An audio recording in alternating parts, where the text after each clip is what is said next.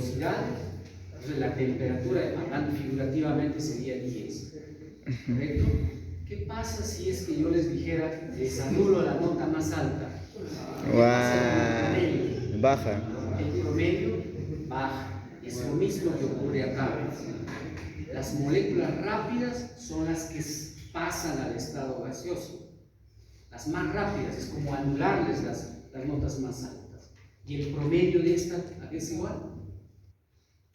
El promedio de estas, si se han ido las más rápidas, ¿cuál es la energía cinética? ¿Aumenta o disminuye? Disminuye. Disminuye. Por eso decíamos, los procesos de evaporación significan procesos de enfriamiento. Cuando se evapora se está enfriando. Eso mismo decíamos cuando sudamos. Entonces, el líquido que queda sobre la cubierta del cuerpo se evapora. Y al evaporarse, ¿qué está pasando? Está disminuyendo la temperatura. Porque estamos perdiendo los más energéticos. Estamos perdiendo esta nota alta. O sea, por eso decimos, repito, la evaporación es un proceso de enfriamiento para el cuerpo humano específicamente, ¿no? ¿Ok? En cambio, la ebullición no se da a cualquier temperatura.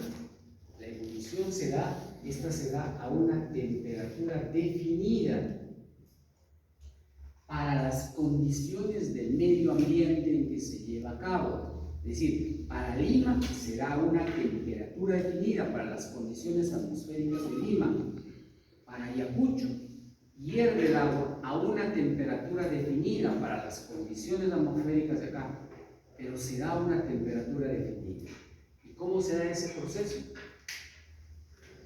A diferencia de esta es lenta, esta es muy rápida, ¿no? Este es un proceso de cambio de estado rápido.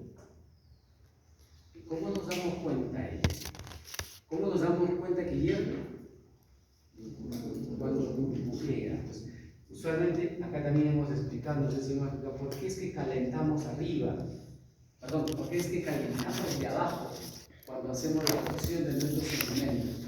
Siempre hacemos la fogata, el fogón, siempre desde la base de la olla, ¿no? ¿Por qué no hemos inventado cocinas que nos calienten tal vez desde la mitad de acá, que nos suministre energía de ese lado? ¿No? Todo tiene que ver con la parte térmica, el fenómeno físico. El agua solo tiene una capacidad allá tiene que ver con la capacidad de transferir la energía. El agua tiene una baja capacidad de transferencia de energía, pero se llama conductividad. Cuando coloco desde abajo, el agua se calienta de este lado. Primero este de acá. Al calentarse, ¿qué pasa con su densidad? ¿Aumenta o disminuye? Y si disminuye por flotación, sabemos, ¿qué debe pasar? Sube. ¿Correcto? Sube. Y el agua que está fría, arriba está fría, tiene más densidad baja. Entonces se genera un ciclo de convección, se llama esto. Se calienta el agua, sube, el agua fría baja, se calienta. De esa manera se va homogenizándose la temperatura en toda ella. Llegar a cierta temperatura empieza a burbujear. Hemos dicho que en el agua está diluida aire, el aire está mezclado con agua. Entonces, el aire, al contacto, al aumento de temperatura, empieza a crecer. Por eso vemos debajo de ahí esas burbujitas, ¿no? Debajo del aire, porque el aire está dilatando, se está creciendo al interior del agua. Entonces, cada vez que vamos calentando, entonces salen estas bolitas llenos de ella y aire. Y como estos son menos densos, ¿qué pasa?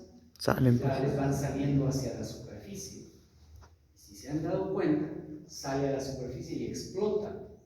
Al explotar esa burbujita, de ella salen estas vapor, porque al interior de la burbuja se va evaporando también. Pues explota y vemos el vaporcito ahí, ¿no? Que va saliendo. Ese proceso es un proceso de cambio de estado mucho más rápido que el proceso de evaporación, ¿no? Entonces, un cambio violento de estado.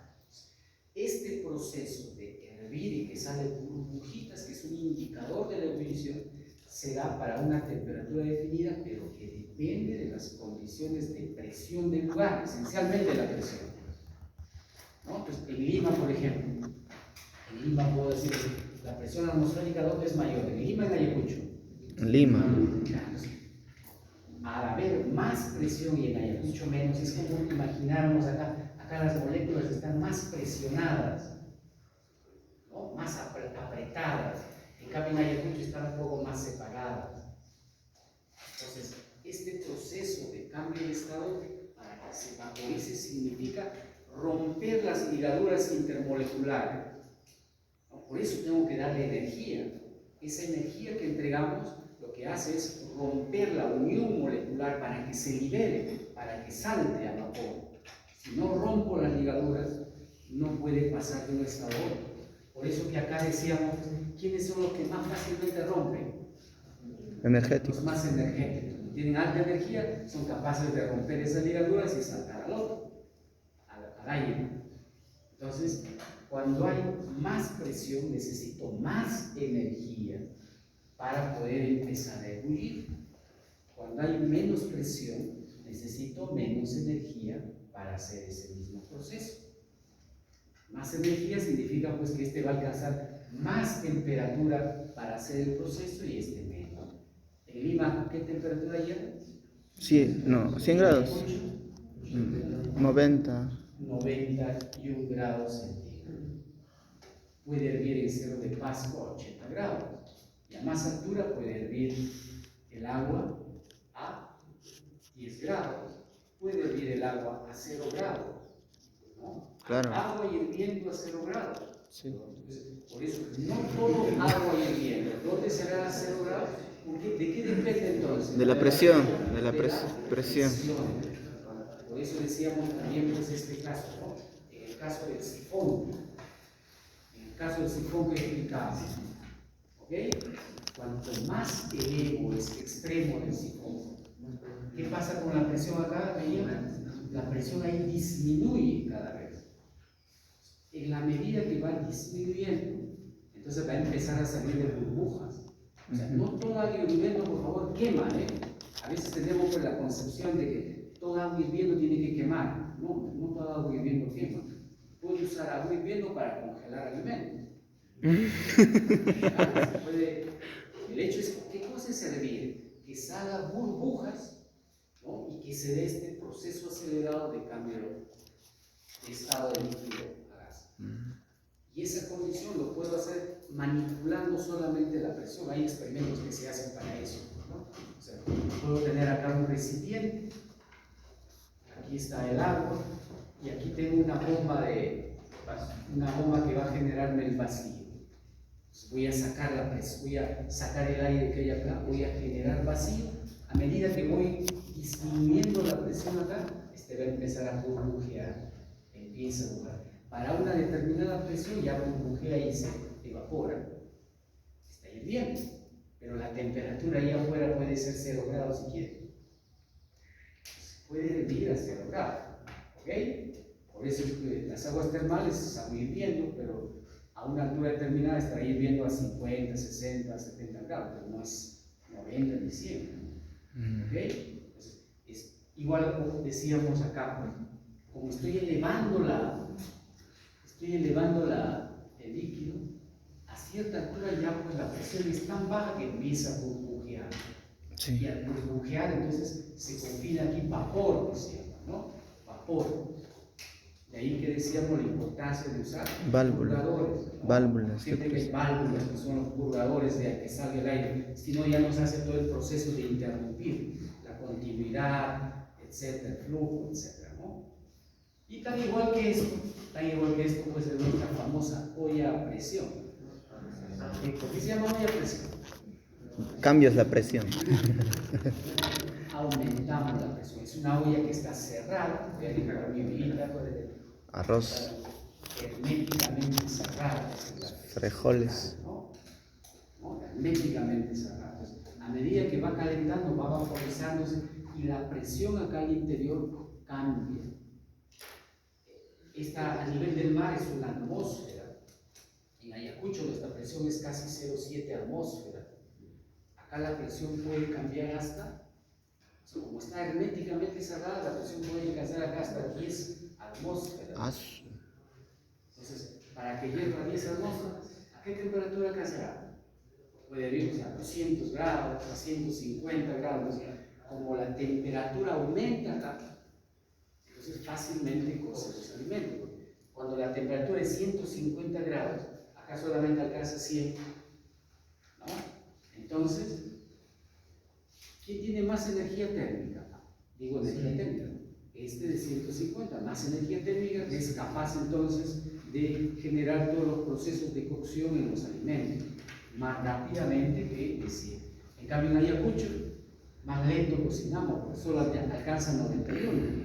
Si voy a hacerlo de paso, voy a demorarme más, porque solo va a llegar a 80 o 70, y como 80 y 70 a veces no puedo hacer todos los procesos de cocción de los alimentos. Ah, ya.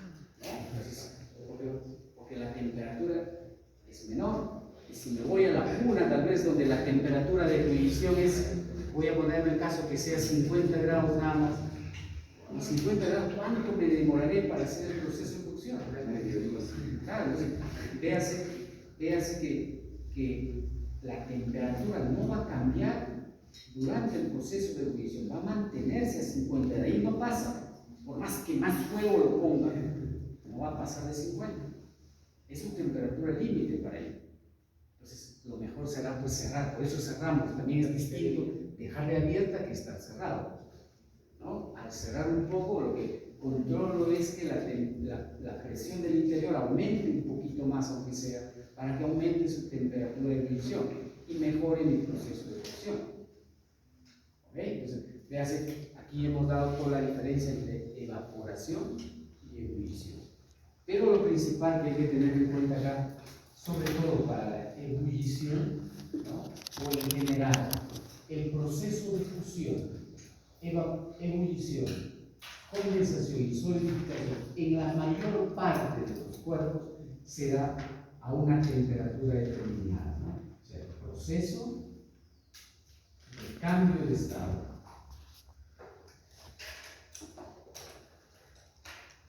se da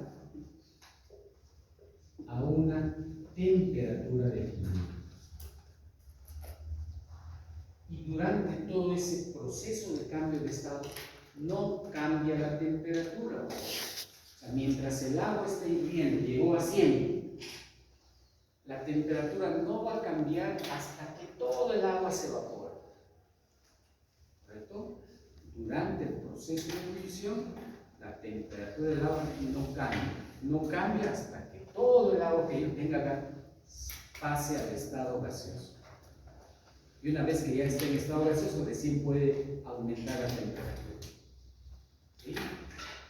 Por lo tanto, vamos a definir el calor latente. El calor latente es el calor necesario para el cambio de estado, ¿no? Entonces dice calor latente, es el calor necesario para hacer el cambio de estado, ¿no? Entonces acá digo, el calor latente es el calor necesario por unidad de masa, por favor,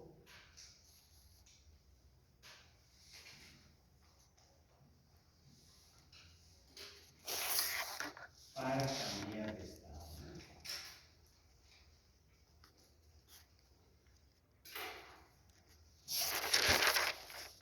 Entonces se define el calor latente como la cantidad de calor que se entrega por unidad de masa para hacer el cambio de estado una vez que se encuentre en su temperatura de transformación, en su temperatura definida. O sea, cuando el cuerpo está en su temperatura de transformación.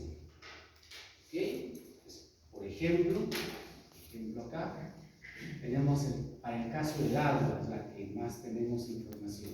El calor latente de ebullición, o sea, para hacer hervir el agua, para que el agua que ya está a 100 grados cambie de estado de líquido a vapor, se necesita 540 calorías por cada gramo. Si Si yo quiero evaporar agua, 1 gramo de agua que ya está a 100, que se convierta todo a vapor, debo darle 540 calorías. Y esto también es lo contrario, ¿no? O sea, también puedo entenderlo así. Hemos dicho que cuando sudamos, estamos perdiendo energía. Por cada gramo de vapor que sudamos, estamos quemando 540 calorías, ¿verdad? O sea, por cada gramo que perdemos en sudor, estamos perdiendo 540 calorías. En las competencias deportivas, como por ejemplo el fútbol, ¿no? Por la intensidad del esfuerzo físico que hacen los jugadores, se reporta que pueden perder hasta 1 kilo de agua. Hola. En 1 kilo de agua, ¿cuánto estarían perdiendo? En 1 kilo de agua, por gramo 540. 1 kilo, ¿cuánto sería? 54.000. 5.000. 54.000. 540 kilocalorías, porque esto es. Kilocalorías, claro, 540. 540 kilocalorías. ¿Correcto? Ahora, pero eso podemos, en el caso que nosotros hagamos ejercicios para mantenernos en forma y bajar nuestro orgullo. A veces al hacer esfuerzo físico podemos sudar pues algunos gramos de agua, ¿no? Entonces, si perdemos medio kilo estaríamos, ¿cuánto sería? 27. 270 kilocalorías. Pero luego nos damos el gusto de tomar un caramelo, un chocolate. ¿Cuántos kilocalorías tendrá un caramelo?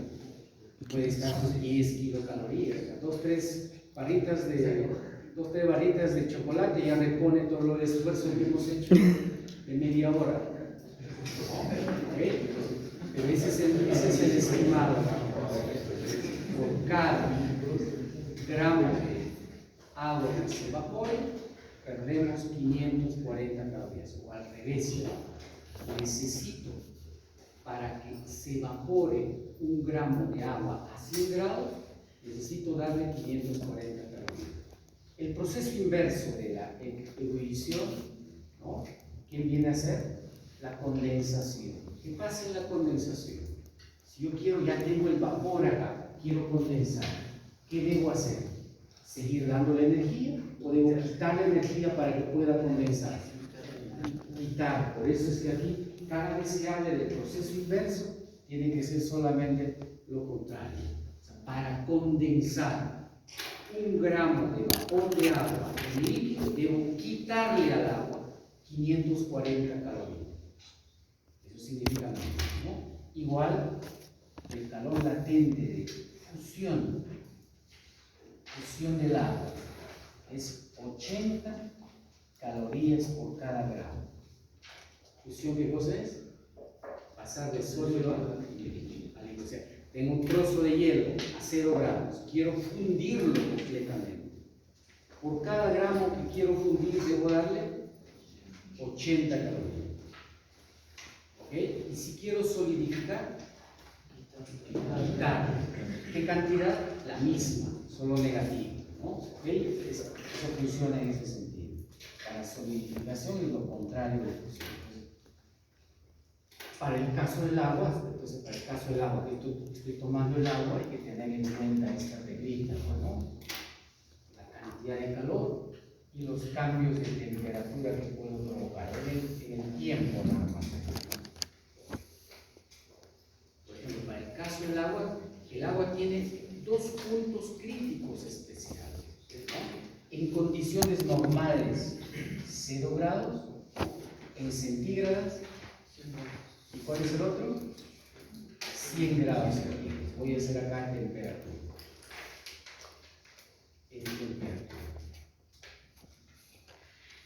¿Correcto? Entonces, si yo tengo, por ejemplo, acá lo primero que debo estar clarísimo es lo siguiente. En condiciones normales, agua a menos 2 grados centígrados, a menos 5 grados centígrados se encuentra en estado Sólido. Agua entre 0 y 100 en Líquido. estado líquido y más de 100 en estado de gas o vapor, ¿no? O sea, en condiciones normales el agua existe en esos estados que estamos mencionando.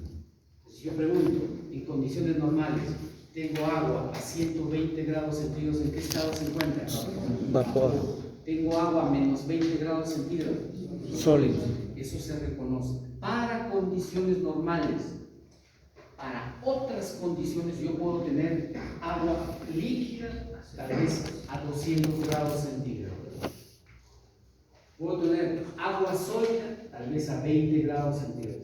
Para otras condiciones de presión, ¿correcto? Que son otras condiciones que no son normales. ¿Okay? Lo curioso, vean jóvenes, en la naturaleza, esencialmente, el agua es el único que se encuentra en los tres estados. Eso también le hace especial al agua, ¿no? O sea, las condiciones, la ligadura atómica del agua ha hecho que para estas condiciones podamos encontrar en esos tres estados. ¿Por qué no tenemos, por ejemplo, sólido del aire? ¿Por qué no tenemos cubitos de aire? O sea, sólidos, en estado sólido. ¿El aire en qué condición esencialmente está? Básicamente el hielo seco, profe. ¿No? El hielo seco es otra cosa. Es otra condición de qué? ¿El hielo seco qué es? Dióxido de carbono. ¿El aire? No. Es el dióxido de carbono, que es otra cosa. Eso también nos muestra que cualquier sustancia puedo tener en los tres estados. Pero lo que comúnmente tenemos en la naturaleza es el único que tiene los tres estados es el agua. ¿El aire lo puedo convertir en sólido? Claro, o sea, bajo ciertas condiciones lo puedo solidificar. Ahora, técnicamente será posible. Ese es otro detalle. Teóricamente es posible. El oro también. ¿Por qué no tenemos vapor de oro? Porque siempre el oro está en estado sólido. O sea, para estas condiciones ambientales, el oro lo encontramos generalmente en estado sólido. Pero puede haber vapor de oro. Claro, puede haber en ciertas condiciones. Los volcanes. No las que correspondan acá. Claro. Pero nuevamente rescatando, el caso del agua es siempre un especial. Hemos encontrado su comportamiento anómalo, hemos visto ahí por ahí sus densidades, siempre sus propiedades son las que le distinguen de la mayoría de los cuerpos, ¿no? Y una de ellas técnicamente es esta. Es la única que casi en las condiciones normales de la Tierra la encontramos en estos tres estados de agregación. Es la única, ¿no? Entonces, si yo tengo, por ejemplo, sólido a menos de 0 grados, quiero calentarle hasta convertirlo en vapor, ¿qué voy a hacer? Caliento, esto significa proceso de calentamiento. Llega a cero. El cero inicia su proceso de cambio de estado de sólido a líquido. Ese proceso de cambio de estado se da sin cambio de temperatura. Constante. Estamos así. Está cambiando del estado sólido a líquido, manteniendo la temperatura cero. Acá yo tengo, vean, en este punto tengo sólido. Cuando terminó todo ya se convierte en líquido. Y en el intermedio una parte es sólido y otra parte es líquido. En esta parte está coexistiendo, se dice, una parte en estado sólido y una parte en estado líquido. Están coexistiendo. Hasta acá ya se ha convertido todo en líquido. Si sigo dándole energía, esa energía va a hacer que cambie su temperatura. Esta energía que le doy de cambio de temperatura corresponde al calor específico. Recuérdense que el calor específico me está determinando cambios de temperatura. Acá, si quiero medir esta etapa, lo haré con el calor específico, con esta. El calor es igual a la masa, calor específico por cambio de temperatura.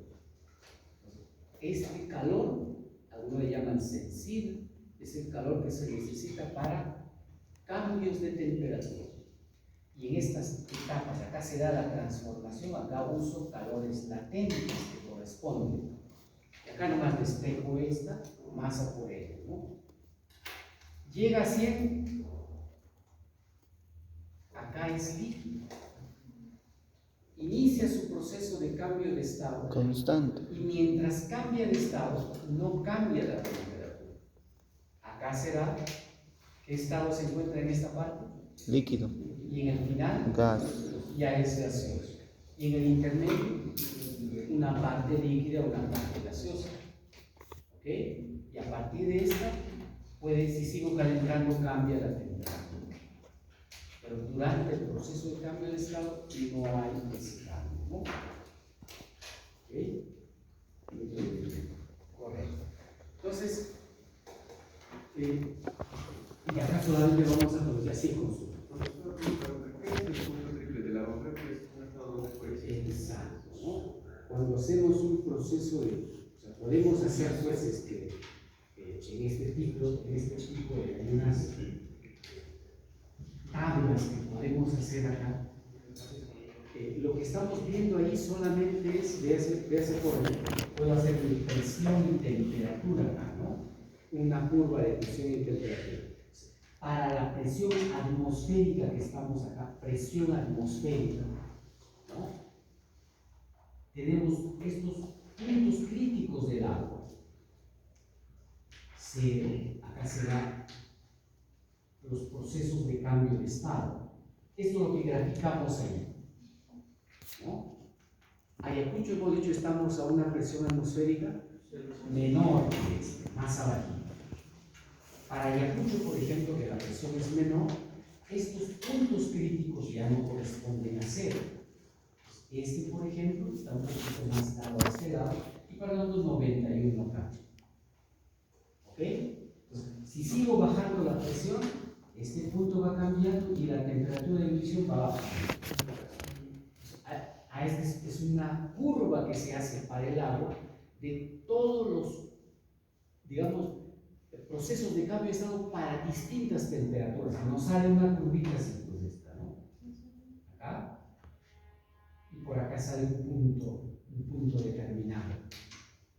Acá es sólido, líquido y gas, más o menos.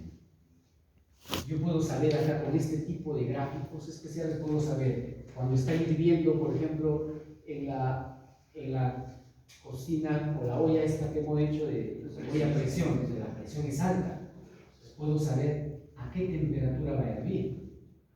Puedo saber, esta es una curva que se ha establecido para distintas presiones y temperatura del comportamiento del agua. Entonces, acá veas, justo este es un punto que está separando el sólido, líquido y gas, acá. Y por eso acá, en este puntito, se le llama punto triple del agua, porque a esta presión, hay una presión determinada, hay una temperatura determinada, coexisten los tres estados de agregación, ¿no? ¿Okay? Así como decimos acá, este es un punto hasta acá donde coexisten dos estados solamente. Acá que coexisten, sólido con líquido. Acá que coexisten, líquido con gas. Igual, entonces cuando hago toda esa tablita, ese proceso, voy a encontrar un punto en donde coexisten los tres estados de agregación. ¿Okay? Y si no cambio nada, está coexistiendo una parte vapor, una parte líquido y una parte sólida.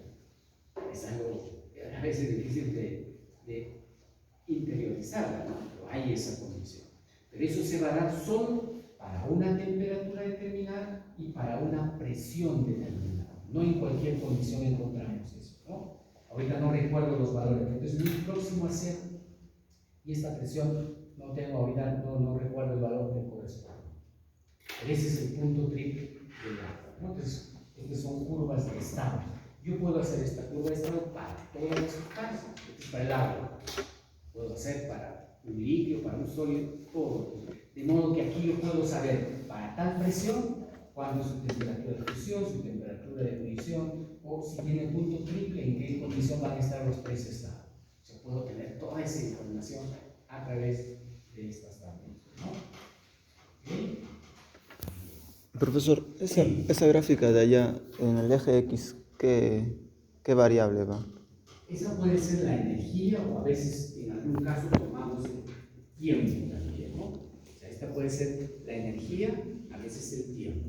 Si pienso en energía, estoy indicando, aquí estoy aumentando la energía, acá también pareciera que no aumento energía, por eso que a veces preferimos establecer en el tiempo nada más, ¿no? O sea, muchas veces colocamos, lo que estoy viendo es qué pasa en el tiempo. Aquí está cambiando el tiempo, pero le estoy suministrando energía. Aquí cambia el tiempo, pero le estoy suministrando energía. La energía que suministramos acá, ¿por qué no cambia la temperatura?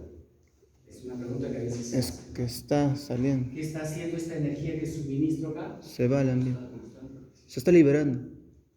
No, ver, vamos a darnos cuenta, Aquí tengo agua a menos 10 grados.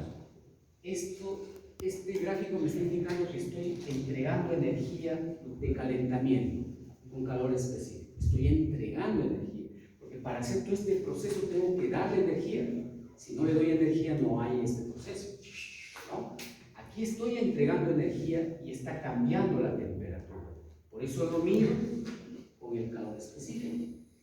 Aquí estoy entregando energía, pero no cambia la temperatura. Entonces, ¿qué ocurre con esa energía? ¿Qué está pasando con esa energía? Está cambiando el estado. Es decir, esa energía que damos se está empleando en romper las uniones intermoleculares. Porque vean, jóvenes, para que se convierta de sólido, hemos dicho así, ¿no? De un sólido que tiene estas ligaduras, para convertir en líquido tengo que desordenar este sólido, líquido y gas tiene que estar libre. Ese es el modelo de la teoría cinético-molecular. ¿Qué significa cambio de estado? De sólido a líquido, cambio de estado significa del orden que tiene, lo debo convertir en desorden. ¿Ok? Pero todavía no es un desorden completo. Se dice un desorden de corto alcance. ¿Ok?